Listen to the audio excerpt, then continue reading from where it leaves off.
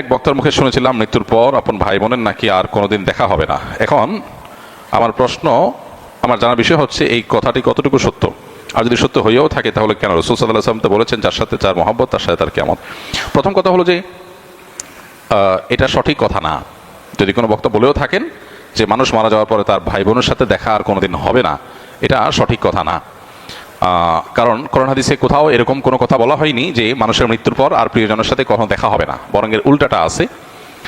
আল্লাহ রাব্বুল আলামিন কোরআন হাকিমের মধ্যে ইরশাদ করেছেন, যে ব্যক্তি ঈমান এনেছে এবং ওয়াত্তাবাআতহুম যুররিয়াতুহুম, তার পরবর্তী বংশধর যাদেরকে সে রেখে গেছে পৃথিবীতে, তারা যদি তার অনুসরণ করে, অর্থাৎ তার ঈমান আমলের অনুসরণ করে, তাহলে আল্লাহ তাআলা বলেছেন যে তাদেরকে তাদের সাথে আল্লাহ তাআলা ইলহাক করে দিবেন, সংযুক্ত করে দিবেন।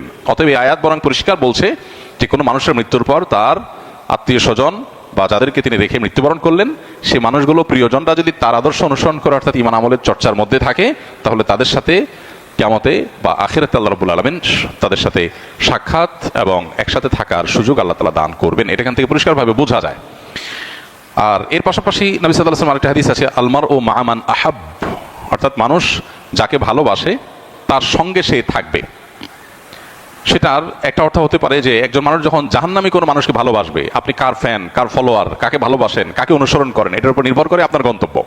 একজন মানুষ যখন কোনো খারাপ মানুষ অনুসরণ করে, তখন তার সাথে কিয়ামত হবে, তার সাথে তার হাসর হবে, সে তার পরিণতি ভোগ করবে।